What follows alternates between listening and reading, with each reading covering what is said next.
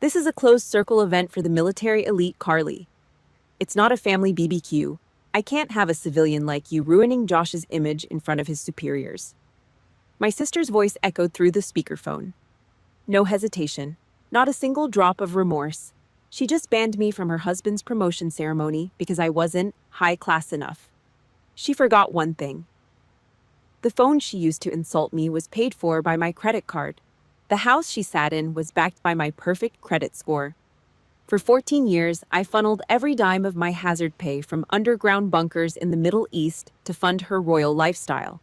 But her fatal mistake that day, she actually believed I was just some lowly civilian.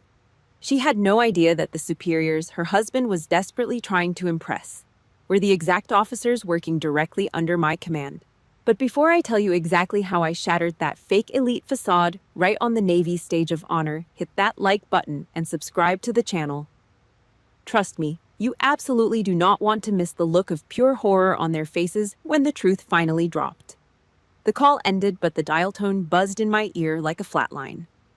I stood perfectly still in the center of my kitchen. I didn't throw the phone. I didn't scream. I just stared at the cold black screen resting on the granite island. My jaw locked. Bone ground against bone, sending a sharp shooting ache straight up into my temples. I placed both hands flat on the edge of the stone counter. I leaned my weight forward, pressing down hard. I pressed until my knuckles went dead white, the blood abandoning the skin, just like the warmth completely abandoned my chest. 14 years. That was how long I'd been writing the checks. I looked down at the mug of black coffee sitting near my hand. A thin film of oil floated on the surface. It was ice cold, stale, and bitter. I picked it up and took a slow sip.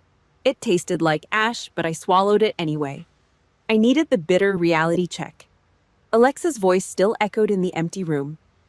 It's not a family BBQ. I can't have a civilian like you ruining Josh's image. She said it with the casual, irritating flick of a hand as if swatting away a fly. No hesitation, no guilt. I had spent my entire adult life acting as the financial sandbag for her endless mistakes, and she just kicked me out the door because my faded jeans didn't match the velvet ropes of her husband's promotion gala. I turned my back on the kitchen and walked heavy-heeled into the study. The floorboards creaked under my boots. I sat down at my heavy oak desk and popped open my laptop. The blue glare from the screen hit my face, casting harsh gray shadows across my skin. I navigated to my banking portal. The page loaded. Right there at the very top of the recent transactions list on my secondary card was a fresh charge. $420. Boutique charge. The memo line read like a joke, Navy gala attire. She used my money to buy the chiffon armor she planned to wear while locking me out of the room. I reached down and yanked open the bottom drawer of the desk. The metal tracks screamed. I ignored the neat stacks of tax returns and dug out a rigid yellowing manila folder. I flipped it open. Inside sat a near-miss casualty report from a forward operating base in the Persian Gulf. I ran my calloused thumb over the dried dirt smudges still baked into the corner of the paper. 7 years ago, a mortar shell had ripped through the eastern wall of our compound. I spent 3 days choking on sulfur dust and the metallic taste of copper blood keeping pressure on a teammate's shredded leg. I earned an extra hazard pay bonus that month. The exact same month I wired every single dime of it back to the States to bail Alexa out of an eviction notice. I looked at the $400 pixelated number on the screen. Then I looked at the dirt on the military report. Blood money. Hazard pay earned in the crosshairs converted into a cheap piece of evening wear for a parasite. The sheer disgust made the bile rise in the back of my throat. Alexa built her entire fake social empire on my silence. Because of strict naval intelligence protocols, I left the war at the base. I drove a 10-year-old rusted Ford. I wore plain gray t-shirts and denim. I looked like a tired desk jockey scraping by on middle management pay. That was the whole point. An intelligence officer who stands out as a dead intelligence officer. Alexa weaponized that cover. She spun a pathetic narrative to her little officer wives club, painting me as the broke civilian older sister. A financial dumpster fire she constantly had to tolerate. The dependopotamus syndrome had completely rotted her brain. She worshipped Josh's gold oak leaf cluster as if it made her royalty by association. She strutted around base, demanding salutes, completely blind to the reality of the chain of command. I stood up, pushing the heavy chair back, and walked to the deep closet in the corner of the study. I shoved past the row of worn flannel shirts. Hidden in the dark dead space at the back hung a thick vinyl garment bag. I grabbed the heavy brass zipper and pulled it straight down. The stark, blinding white fabric of my navy dress whites absorbed the dim light of the room. I reached out my fingers, tracing the razor-sharp crease of the shoulder. My hand brushed against the cold, heavy metal pinned to the collar. The silver oak leaf. O5. Commander. Right below it sat the campaign ribbons. Rows of combat deployments, intelligence commendations, and a purple heart. Medals earned in rooms without windows and deserts without mercy. Alexa wanted to play military-class warfare. She had absolutely no idea she was picking a fight with the very ghost who owned her husband's battlefield. I pulled the zipper back up. The teeth locked together with a sound like a body bag being sealed shut. I walked back to the desk and sat in the blue glow of the screen. My chest stopped tight. My mind went completely clear. Cold. Calculating. The low, gravelly voice of Admiral Vance from a classified briefing years ago echoed in my head. Don't swim across a river to save someone who just blew up the bridge, Commander. Let them drown.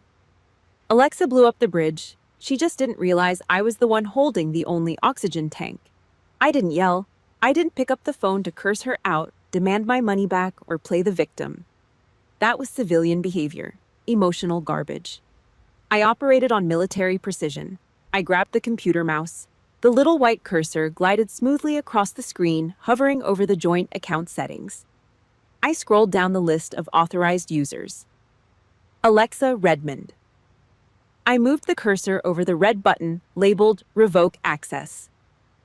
My index finger rested heavy on the cold plastic. I didn't shake. I didn't hesitate for a fraction of a second. I pressed down. The sharp, mechanical click echoed in the silent room like a firing pin striking a primer. Access denied. Card deactivated. Zero balance. The financial oxygen line was officially cut. Now the countdown began. I just had to sit back and watch her start suffocating. That sharp, mechanical click of the computer mouse echoed in the silent study. It sounded exactly like the cheap plastic pen I snapped in half 7 years ago. The memory hit me hard. A suffocating concrete bunker in the Persian Gulf. 115 degrees in the dead of summer. The air inside smelled of stale sweat, burning trash, and the sharp chemical sting of JP-8 jet fuel. I was covered in a thick layer of grit. Mortar dust coated my teeth. Less than 2 hours prior, I'd survived a shelling that turned the eastern wall of our forward operating base into gravel. My ears were still ringing a high-pitched whine that wouldn't stop. What was I doing in the aftermath, sitting on a rusted metal folding chair, signing a Western Union wire transfer form, handing over 10 grand in combat hazard pay? My mother's voice had come through the encrypted satellite line, staticky, whining, demanding. Your sister is under so much pressure right now, Carly. You know how hard it is for her trying to keep up appearances. Be a good older sister. We are family. I spat a mouthful of sand into a tin cup. Not a single question about the sirens wailing in my background. Not a single word about the casualty reports. Alexa was stressed about maxing out her credit cards on luxury furniture. I was stressed about shrapnel taking my legs off. But I signed the paper. I was the designated family ATM. The permanent scapegoat. She was the golden child entirely insulated from the real world, wrapped in a bubble paid for by my blood. Fast forward to last November, suburban Maryland. The contrast gave me severe whiplash. I traded the smell of burning diesel and copper blood for the heavy stench of garlic butter, roasted turkey, and Alexa's suffocating, overpowering floral perfume. Josh stood in the center of my parents' living room.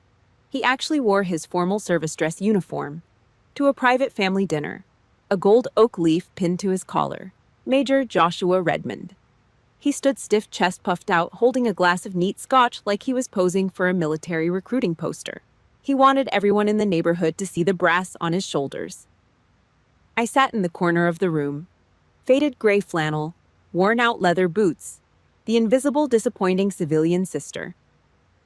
Josh rattled the ice in his empty glass. He didn't even bother to look at me. He just pointed the heavy crystal tumbler in my general direction. Carly, be useful for once. Grab the Cabernet from the kitchen. And do not shake the bottle this time. It ruins the sediment. He barked it like an order to a low-ranking private. The sheer arrogance rolled off him in suffocating waves. He treated my parents' house like his personal command post, and I was just the hired help. I stopped. My spine locked into a perfectly straight line. Muscle memory from 20 years of standing at attention kicked in. I could have broken his jaw right there. I could have pulled rank, flashed my military ID, and watched his knees buckle on the faux hardwood floor. An 04 major barking orders at an 05 commander. In the real Navy, I could have ended his career before dessert. But I didn't. I kept my cover. I walked into the kitchen and got the damn wine. We sat down at the dining table. The verbal abuse quickly shifted targets. Alexa leaned over her plate of mashed potatoes, pointing her silver fork directly at Paul. Paul, my fiancé, a man who spent his days running a nonprofit organization, swinging hammers, and building transitional shelters for homeless combat veterans. A man with more quiet dignity in his dirt-stained fingernails than Josh had in his entire puffed-up chest. I just don't get it, Paul, Alexa sneered, taking a heavy gulp of the wine I just poured for her. There is zero money in charity, no prestige at all. You are basically a glorified social worker. Look at Josh. Only military officers actually command respect in the real world. Josh smirked, adjusting his crisp cuffs. My parents nodded along in silent agreement, chewing their food, completely enabling the disrespect. My blood turned to battery acid. The muscles in my neck tightened like steel cables. I dropped my fork. The heavy metal clanged hard against the porcelain plate. The room went dead silent. I was half a second away from tearing the oak table in half and drowning the both of them in the gravy boat. Then a warm, calloused hand clamped down hard on my knee under the table. Paul. He didn't look angry. He just looked at me, grounding me. A silent, steady command. Do not engage. They are not worth the dirt on your boots. I forced my hands back onto my lap. But right then, sitting in the stifling heat of my parents' dining room, something inside my chest permanently snapped. It was one thing to bleed me dry. It was another thing entirely to disrespect the only man who actually loved me without an invoice attached. The rot of this family was spreading. It was touching my real life. The dependopotamus delusion had gone terminal.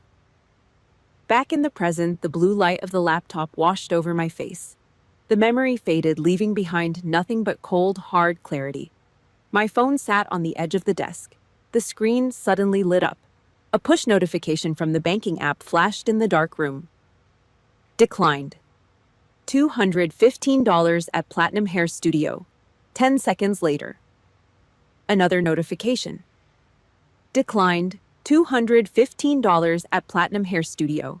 Then a text message from Alexa popped up, frantic and fast. Hey, your card is acting weird. Call the bank ASAP. I'm standing at the register and they are looking at me. I stared at the text. I pictured her standing there in her expensive salon chair, foils still stuck in her hair, panicking as the cashier swiped the plastic over and over again. The fake elite suddenly cut off from her stolen valor and my stolen cash. I picked up the phone. I didn't text back. I pressed my thumb against the power button and held it down until the screen went completely black. I tossed the dead piece of glass into the bottom drawer of the heavy oak desk. I shoved the drawer shut. I stood up, walked over to the heavy wooden door of the study, and grabbed the brass knob. Click.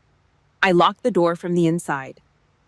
The financial oxygen line was completely severed. Now she was going to have to learn how to breathe on her own. Morning. My gray workout shirt clung to my back, heavy with cold sweat. I just finished a 5-mile run on the pavement outside. The kitchen was dead quiet except for the harsh, violent buzzing of my cell phone against the oak dining table. The device vibrated so hard it slowly inched toward the edge of the wood. I watched it move. I did not reach for it.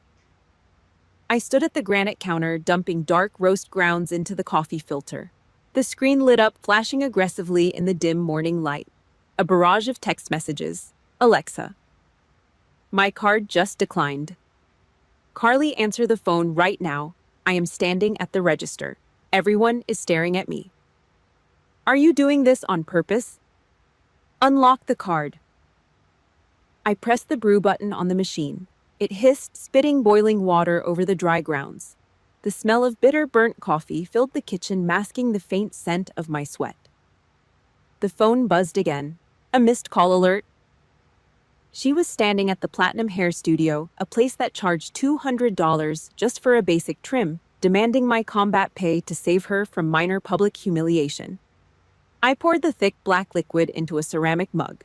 I did not add sugar. I did not add cream. I took a slow sip.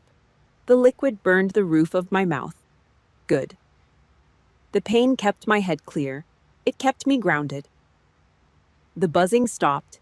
Exactly 10 seconds of silence passed. Then a different ringtone cut through the heavy air. Mom. They called in the cavalry. Alexa ran crying to our parents because the ATM swallowed her plastic lifeline. I walked over to the table, picked up the phone, and swiped the green icon. I hit the speaker button and set the phone back down on the hardwood. Carly, what on earth is wrong with you? My mother's voice was sharp, loaded with that familiar heavy disappointment she reserved only for me. Your sister is sitting in her car hyperventilating. She has a major gala to prepare for. You know the pressure she is under as a military wife. It is a very demanding lifestyle. I stared at the black surface of my coffee. A demanding lifestyle.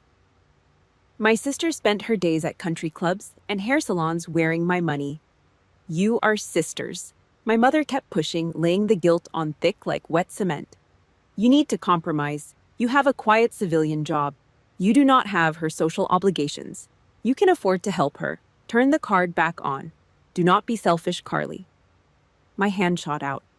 I grabbed the heavy ceramic mug and slammed it down hard on the granite island. Crack! Dark boiling coffee splashed over the rim, pooling on the cold stone. The violent noise echoed through the phone speaker. My mother went completely silent mid-sentence. The old Carly would have apologized for the noise. The old Carly would have tried to explain the $400 dress charge, begging for a fair trial. Not today. The tolerance tank was completely empty. I leaned over the counter, my face inches from the microphone at the bottom of the phone. I did not yell. My voice dropped low. Cold, stripped of any human emotion. It was the exact tone I used when interrogating hostile targets in the Gulf. Listen to me very carefully, Mom. I am not her emergency landing pad. I am not her bank. That card is locked. It stays locked permanently. Excuse me? My mother gasped. Her pitch went high, trembling with fabricated outrage. You do not speak to me that way. If you do not turn that card back on right now, you are no longer welcome in this family. Do you hear me? I will disown you. There it was. She played her final card. Total banishment. The ultimate threat used to keep the family scapegoat in line. Obey or lose your bloodline. I did not flinch. My heart rate did not spike. I looked at the spilled coffee dripping off the edge of the counter and hitting the floor. Understood, I said. I reached down and tapped the red button. The call dropped. Dead silence rushed back into the kitchen. I did not argue. I did not explain my side of the story. I opened the contact settings on my phone. I scrolled to my mother's name. Block caller. I did the exact same for my father. Then I did it for Alexa. The phone went dark. Total blackout. The perimeter was secured. The silence in the house was heavy, but it was no longer suffocating. It was clean. The wall clock ticked, steady, relentless. I walked out of the kitchen, leaving the mess on the counter. I wiped my calloused hands on my sweatpants and headed straight for my study. I knelt on the cold hardwood floor in front of the solid steel safe tucked under the bottom bookshelf. I spun the cold metal dial. Left, right, left. The heavy steel bolts clicked open with a satisfying thud. I reached inside, bypassing the emergency cash envelopes and the spare passports. I pulled out a thick black leather binder. I stood up and laid it flat on the heavy oak desk. I flipped the cover open. The smell of old paper and printer ink hit the air. Right there, sealed in heavy plastic sleeves, was my official service record, naval intelligence fitness reports, combat commendations, and a crisp, heavy stock paper stamped with a 4-star admiral's seal. I reached under the collar of my sweaty shirt and pulled out my dog tags. The cold stamped metal edge pressed hard into my calloused thumb. I rubbed the raised letters of my own name. My family just disowned me. They cut me off, fully believing the isolation would break my spirit. They thought I would come crawling back begging for their toxic crumbs of approval and ready to open my wallet. They were dead wrong. The isolation did not terrify me. It liberated me. The pathetic civilian disguise was officially dead. I closed the heavy leather binder. I was done taking casualties on the home front. It was time to return to my actual battlefield. The smell of burnt coffee was gone. When I finally walked out of the study 2 hours later, the air smelled like frying bacon, melted butter, and toasted sourdough. Paul stood in my kitchen. He wore a faded flannel shirt over a plain white tee, dusting flour off his hands. He did not ask why the heavy ceramic mug was cracked. He did not ask why a puddle of dark roast was drying into a sticky stain on the granite island. He just took a damp rag, wiped it down in silence, and set a hot plate of eggs and hash browns in front of me. I sat on the bar stool. I looked at the food. Then I looked at his hands, rough, calloused, covered in tiny scars from swinging a framing hammer for his non-profit builds. Those hands built actual shelters for homeless vets, while my sister's perfectly manicured fingers just swiped my credit card for a blowout. I rested my elbows on the clean counter. I leaned forward and let my forehead drop against his shoulder. A rare, unguarded moment. The cold iron shield I carried all morning finally cracked just a little. Paul did not coddle me. He did not offer empty platitudes about family always being family. He just placed his heavy hand on the back of my neck, grounding me. "They do not deserve your loyalty. Carly," he said. His voice was low, steady. He was right. Blood did not make you family. It just made you related. I ate the food in silence. The knot in my stomach slowly untangled. I had a chosen family right here, and I had another one waiting for me at the base. Monday morning. The Maryland air was sharp and cold. I drove my beat-up Ford truck down the long stretch of asphalt toward the naval station. The closer I got to the waterfront, the heavier the military presence became. The deep, mechanical blast of a ship's horn echoed off the gray water. I pulled up to the security checkpoint. The young sentry stepped out of the guard shack. He wore a crisp camouflage uniform and M4 rifle slung tight across his chest. He took my military ID. His eyes scanned the plastic card, then flicked down to the silver oak leaf cluster on my collar. His posture changed instantly. The casual gate-check demeanor vanished. He snapped to attention, his spine locking rigid. He brought his right hand up in a razor-sharp salute, the edge of his hand hitting the brim of his cover with a faint snap. "Good morning, Commander." I returned the salute. Crisp, exact. "Morning, Petty Officer." He handed the ID back and waved me through. I rolled the window up. A quiet sense of pride settled deep in my chest. Out there in suburbia, I was the civilian loser sister, the financial dumping ground for a spoiled dependopotamus. But here, behind this wire fence, I was a high-ranking officer in the United States Navy. Here my sacrifices were measured in brass and operational authority, not in how much I contributed to Alexa's country club dues. I parked the truck and walked straight to the secure wing. The air inside the intelligence building was climate-controlled, dry, and smelled faintly of ozone from the server rooms. I checked in with the front desk and walked down the polished corridor to a set of heavy mahogany doors. 4 silver stars gleamed on the nameplate. Admiral Thomas Vance. I knocked twice. Firm. "Enter." I stepped inside and snapped to attention. Vance sat behind a massive desk. He was a combat veteran from a different era. His face weathered like old leather, his eyes sharp and unforgiving. He waved a hand, signaling me to drop the formality. "Have a seat, Carly," he said, pushing a thick classified folder across the polished wood. "I reviewed your threat assessment on the Gulf sector. The analysis is flawless. We are shifting patrol routes based on your read." "Thank you, sir." He leaned back in his leather chair. The springs groaned softly. He looked at me. not just at the uniform, but at me. Vance had commanded my unit during my second tour. He was the one who authorized my hazard pay when the mortar hit our bunker. He knew exactly what it cost me to earn those ribbons on my chest. "You look tense, Commander," he said, his voice losing the sharp edge of an admiral and taking on the heavy timbre of a father figure. "More than usual, and I know the difference between operational stress and civilian garbage." I looked at the oak desk. I did not want to drag family drama into a 4-star office. But Vance was not just brass. He was a mentor. I kept it strictly tactical, short, and brutal.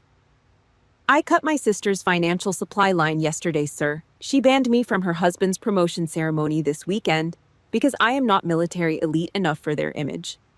Vance stopped. He did not offer pity. Pity was for civilians. He reached down into the bottom drawer of his desk. He pulled out a wooden humidor, flipped the latch, and extracted a thick, dark cigar. He rolled it slowly between his thumb and index finger, his eyes locking onto mine. A slow, razor-sharp smile spread across his weathered face. It was the exact same smile he wore right before he authorized an airstrike. "Major Redmond, correct?" Vance asked. "Yes, sir. Getting his gold leaf." Vance bit the end off the cigar and spit the tip into a brass wastebasket. He did not light it. He just clamped it in his teeth. "Commander," Vance said, his voice dropping into a low, dangerous gravel, "if they want to see the military elite, we are going to show them exactly what the real elite looks like." He picked up a heavy black phone on his desk and hit a single speed dial button. He did not break eye contact with me. "Get me protocol," Vance barked into the receiver. "I need to make a sudden adjustment to a VIP seating chart for this weekend, 5 days before the promotion gala. Wednesday evening." I sat at the glass coffee table in my living room, cleaning my issued sidearm. A Glock 19, stripped down to the frame.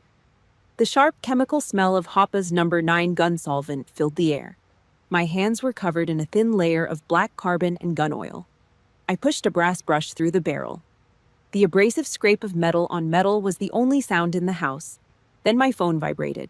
It sat flat on the heavy glass table. The vibration motor rattled aggressively against the hard surface, creating a harsh, grating buzz that set my teeth on edge. I ignored it. I kept scrubbing the barrel. It buzzed again, then a third time. I set the slide down on a microfiber cloth, wiped the dark grease off my fingers, and picked up the device. The screen glared in the dimly lit room. 3 new text messages. Alexa. It had been days since I cut off her credit card. I figured she was texting to finally apologize, or maybe to beg, or maybe to throw another tantrum about being financially stranded at a high-end salon. I unlocked the screen. It was none of those things. "Hey, need a massive favor. Josh and I have to leave super early this weekend for his promotion gala. We need to mingle with the senior officers before the crowd gets there. Are you free to come over, watch the dogs, and do a deep clean of the downstairs floors?" The cleaning lady canceled. "Thanks." I stared at the glowing white text bubbles. I read the words 3 times. My brain actually struggled to process the sheer, unadulterated audacity staring back at me. She did not mention the locked credit card. She completely bypassed the fact that she had just publicly banned me from this exact same military gala for not being elite enough. She genuinely believed she could slam a door in my face, lock it, and then slide a list of chores under the crack. The parasite logic was astounding. Weaponized incompetence at its absolute finest. She wanted me to scrub her hardwood floors I paid for. She wanted me to pick up after her 2 untrained, neurotic golden doodles. She wanted me on my hands and knees smelling like bleach and dog urine, while she put on a $400 chiffon dress bought with my combat hazard pay to go drink top-shelf champagne with the very officers I commanded. The level of class delusion was terminal. She viewed my time as completely worthless. She looked at my plain gray t-shirts, my worn-out boots, and my quiet demeanor, and she saw a servant. An unpaid maid who existed solely to absorb her stress and clean up her messes. A cold, heavy knot of pure disgust coiled tight in my stomach. It was not sadness. I was done being sad. It was revulsion. The kind of revulsion you feel when you step on a rotting carcass in the woods. I looked at the disassembled gun parts on the table. In my world, actions had immediate, brutal consequences. In Alexa's world, she dropped a bomb and expected everyone else to sweep up the shrapnel. I wiped my thumb on my jeans and tapped the glass screen. I did not write a paragraph. I did not explain my boundaries. I did not demand an apology. I typed one single word. No. Send. I set the phone back down on the glass. 2 seconds later, the screen lit up again. The 3 little typing indicator dots danced frantically. She was firing back. The response came through like a machine gun burst. Excuse me? Why are you being so insanely selfish? I am under a massive amount of pressure right now. You have no idea what it takes to be a military wife at this level. You just sit at a civilian desk all day. You have nothing going on this weekend. Just help me out. Family helps family, Carly. My blood turned to ice water. The muscles in my jaw tightened until my teeth ground together. Military wife at this level. She wore Josh's gold oak leaf like it was her own personal crown. She suffered 0 deployments. She spent 0 nights sleeping in a Kevlar vest on a concrete floor. She just swiped a plastic card and demanded salutes at the base exchange. I did not text back. Texting was a coward's game. It left room for interpretation. It left room for debate. I tapped her contact name and hit the call icon. I brought the phone to my ear. It rang exactly half a time before she snatched it up. Finally! Alexa snapped, her voice dripping with irritation. Listen, I do not have time to argue with you about this. The dogs need to be fed at 6, and you need to use the specific wood cleaner under the sink. Shut your mouth. I did not yell. My voice dropped a full octave. It was a low, guttural rasp. The exact same command voice I used in the interrogation rooms in Fallujah. Dead. Cold. Stripped of all empathy. Alexa stopped speaking instantly. The sheer drop in temperature through the receiver paralyzed her. Listen to me very carefully. I said, spacing every single word out with absolute precision. I am not your maid. I am not your dog walker. I am not your bank account. Carly, what is your problem? I am talking. I cut her off, my voice slicing through her pathetic defense like a combat knife.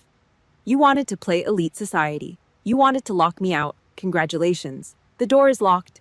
From this exact second forward, you are on your own.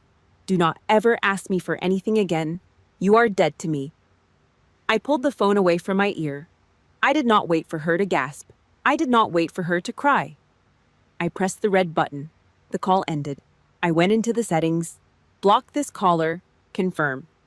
I tossed the phone back onto the glass table. It landed with a dull, heavy thud. The silence in the living room returned absolute and unbroken. The financial line was cut. The communication line was cut. I picked up the heavy metal slide of my Glock and began to reassemble the weapon. Every piece snapped perfectly into place. She wanted to see the elite. She was going to get exactly what she asked for. If you have ever been used for your kindness by your own family, only to be thrown away the second you stopped being useful, hit that like button to show me I am not alone. Do not hesitate to share your own story of setting boundaries in the comments section below. And keep watching to see exactly how I made them pay the ultimate price. The living room was completely silent. I did not feel angry anymore. I did not feel sad. The heavy, suffocating weight I had carried in my chest for 14 years was just gone, replaced by a cold, hollow clarity. I walked into the kitchen and opened the junk drawer. I pulled out a heavy pair of steel utility shears. I went back to my desk, grabbed the backup physical copy of the joint credit card, and clamped the cold steel over the magnetic strip. Snap. The thick plastic cracked in half. I cut it again and again. Tiny pieces of worthless plastic rained down into the wastebasket. It sounded like gravel hitting the bottom of an empty tin can. I grabbed a heavy-duty black trash bag from under the sink. I walked through my house, hunting down every single trace of her. The framed photo on the hallway table. A forced smile at some country club brunch I paid for. I shoved it into the bag. The glass clunked against the plastic shards. A spare dog leash she left behind when she demanded I watch her mutts last Thanksgiving. In the bag, the oversized wool sweater she borrowed and ruined with a red wine stain. In the bag. I tied the black plastic shut with a tight, brutal knot. I hauled it out the back door. The cold night air bit at my face. I tossed the heavy bag into the aluminum garbage can. The metal lid slammed down like a judge's gavel. The psychological purge was complete. I was finally clean. I walked back inside, wiped the dust off my hands on my jeans, and headed straight into the study. I sat down at the heavy oak desk. Next to my personal laptop sat a much thicker armored Panasonic Toughbook, government issue.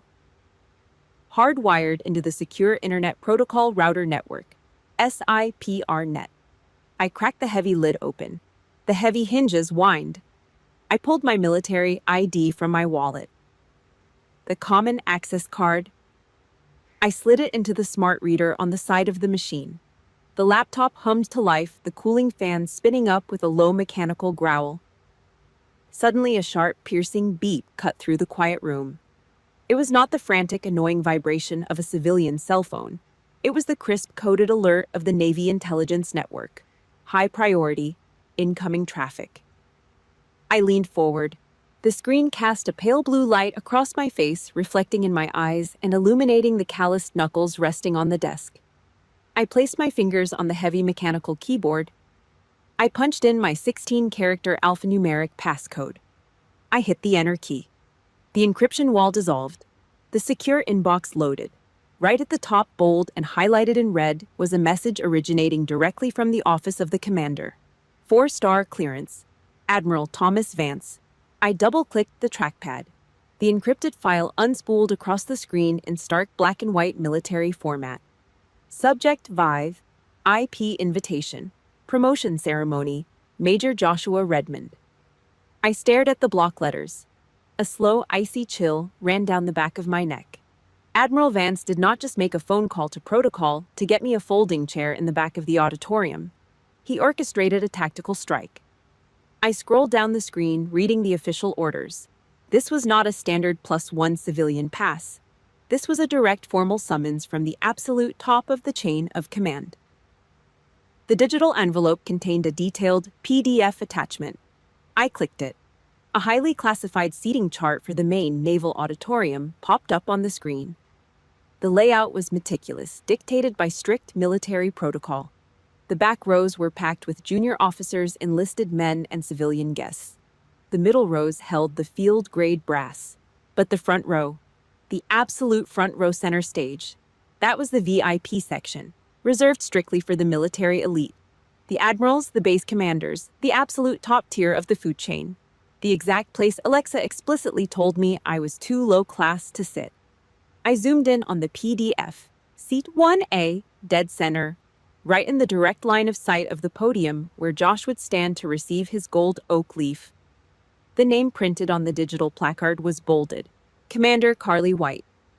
05. I sat back in the heavy wooden chair. The leather creaked. I looked at the name again. My sister wanted to play military-class warfare. She wanted to gatekeep the elite. She built an entire fake kingdom around her husband's rank, treating everyone below an 04 like dirt on the bottom of her expensive shoes. She actually believed she held the absolute power because her husband wore a uniform. She had absolutely no idea how the real military food chain worked. In this world, an 04 major answers to an 05 commander. Period. No debate, no exceptions. Josh was not the king of the castle.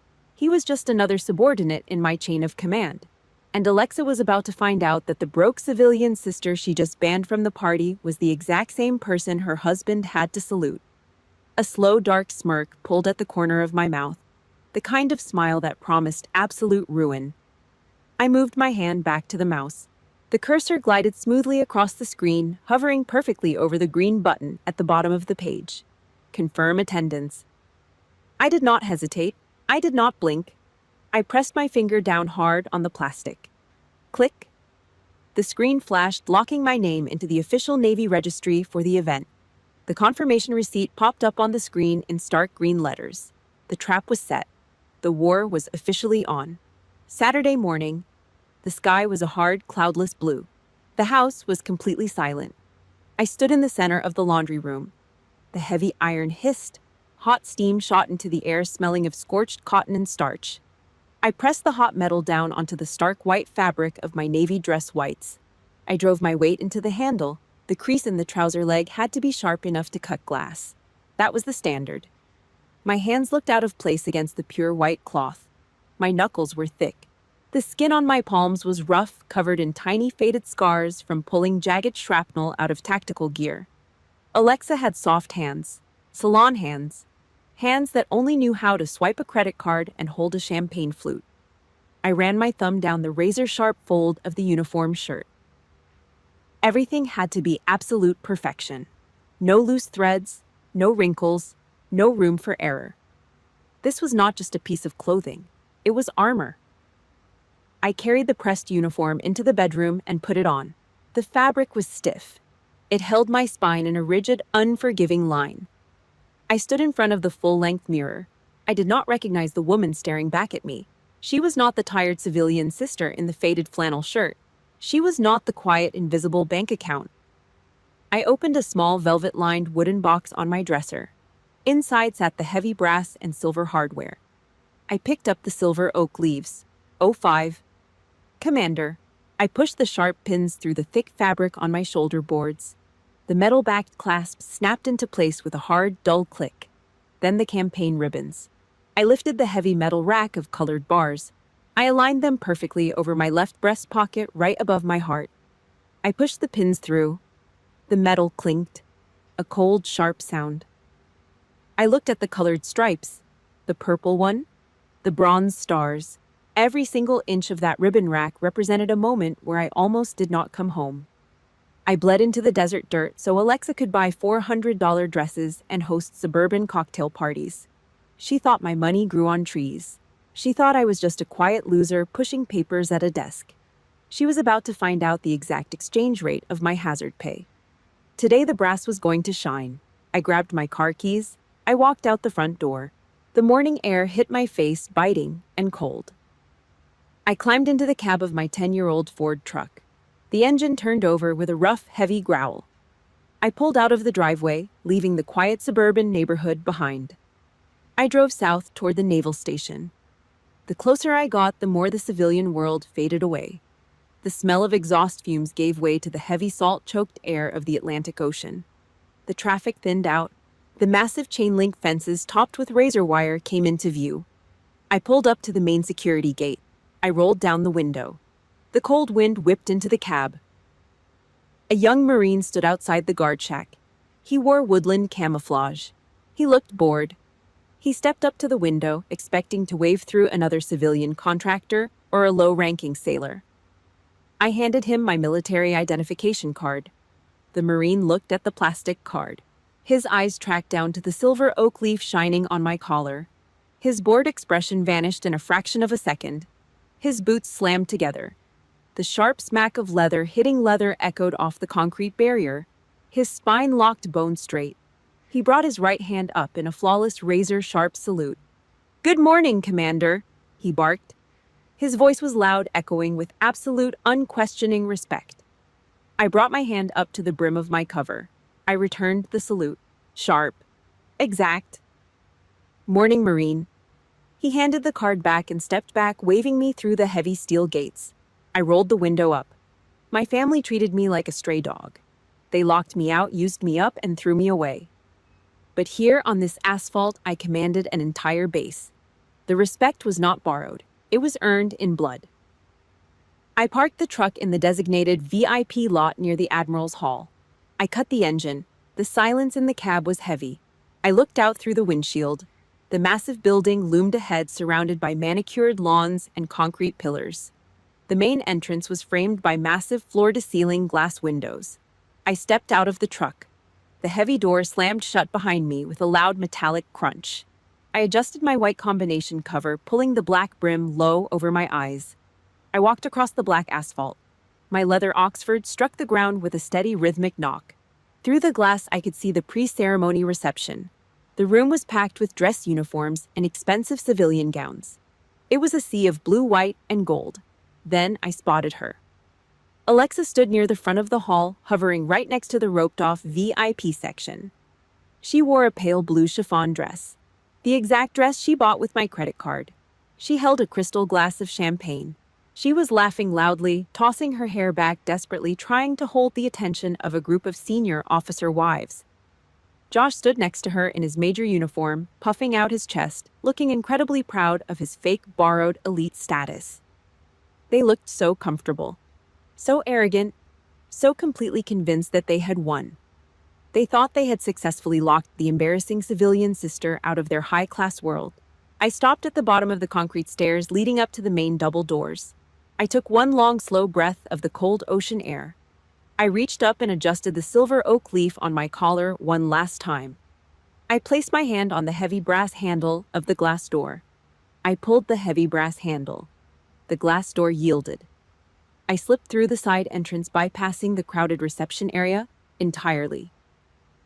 The main auditorium was massive, smelling of floor wax and stale air conditioning. I moved through the shadows of the side aisle.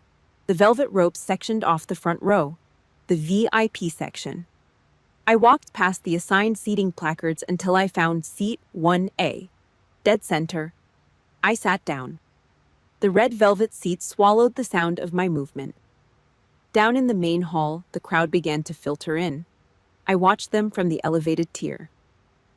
Josh strutted down the center aisle like a rooster in a barnyard.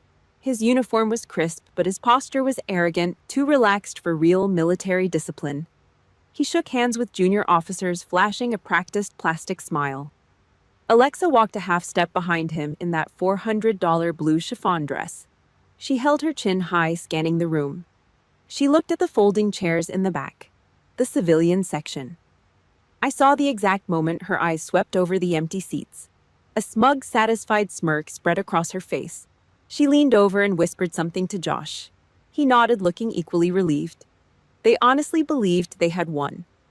They thought the embarrassing broke older sister was sitting at home, probably crying in her faded gray sweatpants, completely locked out of their high-class society. The lights dimmed. The low hum of 100 conversations died out. The heavy red curtains on the main stage pulled back. A sharp blast of microphone feedback echoed through the PA system, making a few people wince. Admiral Thomas Vance stepped up to the wooden podium. 4 silver stars gleamed on his collar in the harsh stage lights. The entire auditorium snapped to attention. Hundreds of boots hit the floor simultaneously. "Seats!" Vance barked into the microphone. The crowd sat in unison. Josh sat in the front row of the honoree section, directly below the stage, his chest puffed out, waiting for his moment of glory. Vance did not look at his prepared notes. He gripped the edges of the wooden podium with both hands and looked out over the crowd. "We are here today to recognize the promotion of several officers." Vance's voice boomed through the speakers, deep and gravelly. "But before we proceed with the pinning ceremony, I need to acknowledge a specific presence in this room." A ripple of confusion ran through the crowd. This was a massive break in standard protocol. Josh frowned slightly, leaning forward in his seat. "We have a special guest today." Vance continued, his eyes scanning the room before locking dead onto the VIP section. "An outstanding officer from Naval Intelligence, a warfighter whose tactical assessments have kept my Marines alive in the sandbox more times than I can count." Vance raised his right hand. He pointed straight at me. "Please welcome Commander Carly White to the stage." The silence that hit the room was absolute. It was a suffocating dead vacuum. No one moved. No one breathed. Down in the honoree section, Alexa physically jolted in her seat. Her head snapped around her eyes, tracking the direction of the Admiral's hand. She looked up at the elevated VIP tier, our eyes locked. The smug smirk melted off her face in a fraction of a second, replaced by a mask of pure, unadulterated horror. Her jaw went slack. The color completely drained from her skin, leaving her looking sick and hollow. I stood up.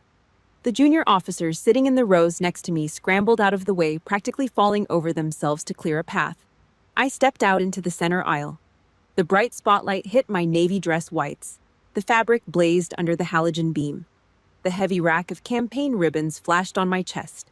The silver oak leaves on my collar caught the light, gleaming like polished knives. I did not rush. I walked down the center aisle with the slow, measured pace of an executioner. My leather Oxfords struck the hardwood floor. Clack, clack, clack. The sound echoed off the high ceiling like gunshots. Every single head in the room turned. Hundreds of pairs of eyes watched the civilian loser walk down the aisle wearing the rank of an O5 commander. I reached the bottom of the stairs and walked onto the stage. I stopped 3 feet from Admiral Vance. I snapped my heels together. I brought my hand up in a perfect razor-sharp salute. Vance returned it. A slow, knowing smile touched the corner of his mouth. I dropped my hand and turned to face the crowd. I looked down at the front row. Josh was practically paralyzed in his seat. His face was the color of wet ash.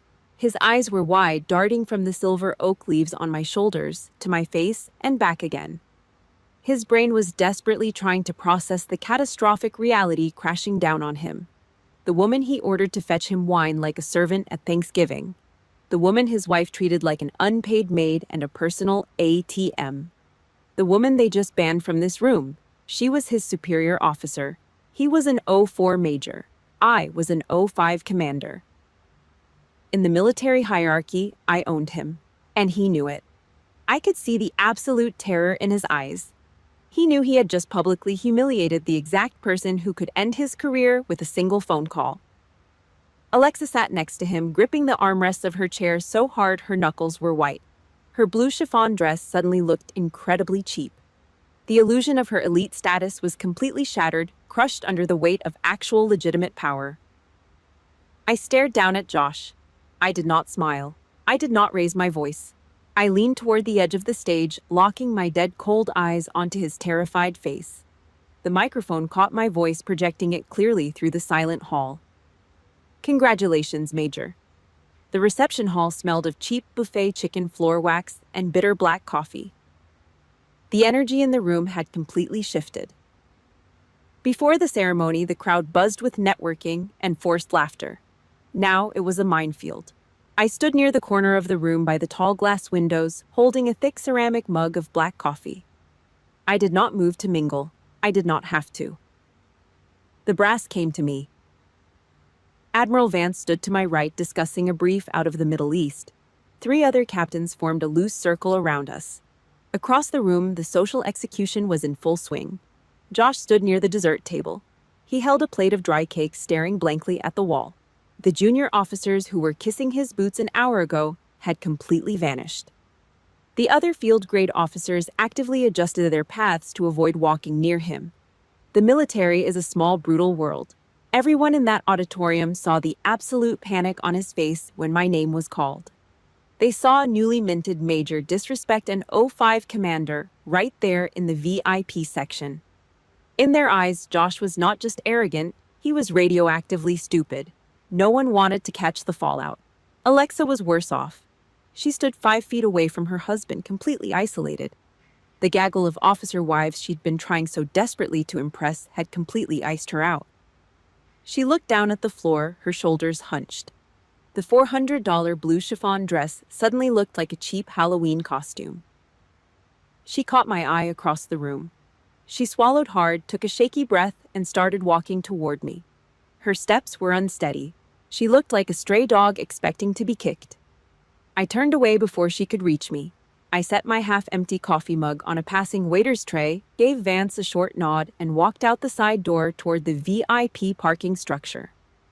The concrete parking garage was dark and freezing. The wind whipped off the Atlantic, howling through the open gray pillars. It smelled of motor oil and cold asphalt.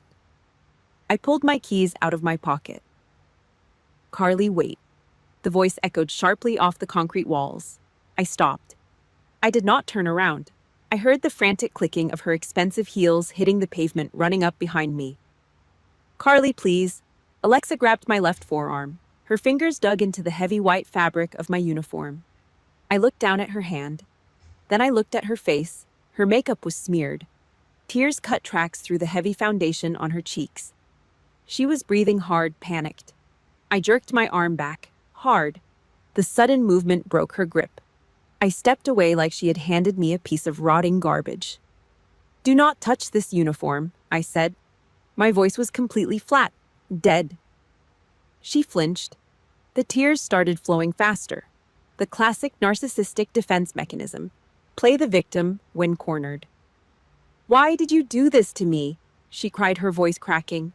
Why did you lie?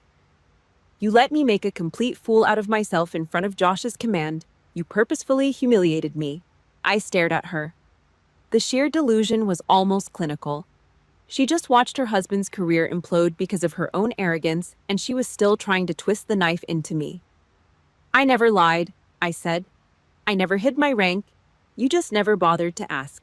For 14 years, you never asked what I did in the Gulf. You never asked how I earned the money I sent you. You were too busy trying to figure out if my faded jeans made you look bad in front of your fake friends. I am sorry, she sobbed, throwing her hands up. Okay, I am sorry I was stressed. You know the pressure I am under, but you cannot cut me off like this. The credit card, Carly. Josh's new salary does not kick in for months. We have car payments. We have the mortgage. You cannot just leave us with nothing. We are family. She dropped to her knees right there on the cold, oil-stained concrete. The blue chiffon dress soaked up the dirty puddle of water on the floor. She grabbed the crease of my white uniform trousers. Please, she begged, looking up at me, her face contorted in a pathetic, ugly mess. Just turn the card back on. I will fix this. I will tell Mom and Dad you were right. Just do not cut me off. She was not crying for me. She was crying for the bank account. I looked down at her. I did not feel an ounce of pity. I did not feel anger. I felt absolutely nothing. The blood tie was completely dead. You banned me from your elite circle, I said, my voice cutting through the freezing wind like a razor blade. Now I am permanently banning you from my life. I pulled my leg back, tearing my uniform away from her grasp. I turned around and hit the unlock button on my key fob. The old Ford truck chirped. My phone vibrated violently in my pocket. I pulled it out. The screen flashed with an incoming call from my father, then a text from my mother. Carly, answer the phone right now. What did you do to your sister? I did not swipe ignore. I held down the power button until the screen went completely black. I opened the heavy metal door of the truck and climbed in. I slammed it shut, cutting off the sound of her crying. I turned the ignition. The engine roared to life, loud and raw. I put the truck in drive and hit the gas pedal. I did not look back out the side window. I just watched the rearview mirror. The image of Alexa sitting in the dirty water, clutching her cheap dress on the cold concrete floor, got smaller and smaller. The red taillights washed over her pathetic figure for a few seconds. Then I turned the corner of the concrete pillar, and she disappeared into the dark. 1 year later. The Maryland summer sun hit the wooden deck of the lake house, baking the timber until it smelled like warm pine. My phone vibrated against the wrought iron patio table. The sudden buzzing shattered the quiet morning. I looked down at the glowing screen. One new iMessage. Alexa. It was my birthday. For the first time in 15 long years, she did not start the conversation by asking for a single dollar. She did not complain about a credit card bill. She did not whine about the suffocating pressure of being a military wife. The text was 3 short, incredibly careful sentences. Happy birthday, Carly. I hope you are doing well. Josh and I really miss you. I stared at the black letters on the bright white screen. I could practically smell the fear and desperation radiating through the digital text. She was absolutely terrified. The military community had completely blacklisted Josh after that catastrophic day in the auditorium. He disrespected an O5 commander in front of the entire brass.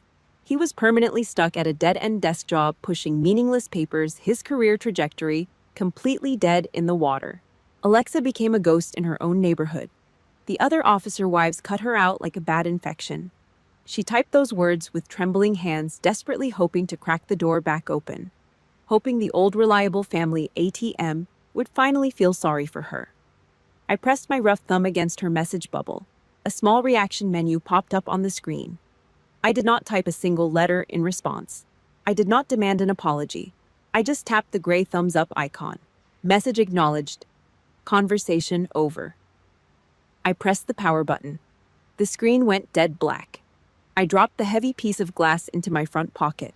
The silence was absolute, and it belonged entirely to me. I walked back inside the house. The interior air smelled of fresh pine sawdust, burnt wood, and the sweet-cut grass blowing in through the open screen door. Paul stood in the kitchen laughing quietly as he flipped pancakes on a heavy cast iron skillet. His voice was a low, steady rumble that vibrated through the floorboards. It was the sound of a real home. I walked over to the corner of the living room. I held a heavy steel framing hammer in my right hand. I ran my thumb over the scarred wooden handle. I lined up a thick steel nail against the edge of a solid oak plank. I pulled my arm back and swung the hammer hard. Thwack! The metal drove deep into the raw wood. I swung again. Thwack! I was building a bookshelf from scratch. The physical labor felt incredibly good. My money, my hazard pay, my blood. It no longer funded fake royalty in the Maryland suburbs. It bought this plot of land. It bought these heavy oak planks. I lifted a stack of wooden picture frames from a cardboard box on the floor. I set them carefully on the newly finished shelf. Pictures of my old intelligence unit in the sandbox. Dust-covered Marines smiling through the desert grit. I laid my bronze challenge coins in a neat straight line next to them. These people bled for me. Paul stood by me. This was my bloodline now. The rest was just biological white noise. I wiped the sawdust off my jeans and walked into the master bedroom. A small velvet-lined black box sat on the wooden dresser. I popped the lid open. The morning sunlight poured through the glass window, catching the heavy silver metal resting inside. The Silver Eagle. Last week, the Department of the Navy officially approved my promotion. 06. Captain. There was no catered reception. There was no rented hall smelling of cheap floor wax and stale champagne. I did not send out a single formal invitation. I did not call my mother. I did not call my father. They permanently lost the right to celebrate my victories the exact day they demanded I fund my sister's parasitic delusions. I picked up the heavy metal eagle. The edges were sharp and cold against my calloused skin. I stood in front of the full-length mirror, wearing nothing but a plain gray t-shirt and faded denim. I pushed the sharp pins through the thick cotton collar. I fastened the metal clasps tight against my collarbone. I looked at my own reflection. I did not need a crowd of fake friends clapping for me. I did not need Josh saluting me with pure terror in his eyes to validate my worth. The Silver Eagle was heavy. It carried the weight of every desert deployment, every classified briefing, and every single time I chose duty over comfort. I earned it in the dark. I wore it in the silence. My pride did not require the applause of ungrateful people. I walked back out onto the back porch. The wooden floorboards creaked softly under my heavy boots. Paul walked out behind me, handing me a thick ceramic mug of black coffee. Steam rose into the cool morning air. I took a slow sip. The dark liquid was hot and perfectly bitter. I looked out over the flat glass-like surface of the lake. A low gray fog rolled across the water. For years, I thought power was the ability to scream the loudest. I thought power was having the highest military rank, the biggest bank account, or the sharpest comeback in a family argument.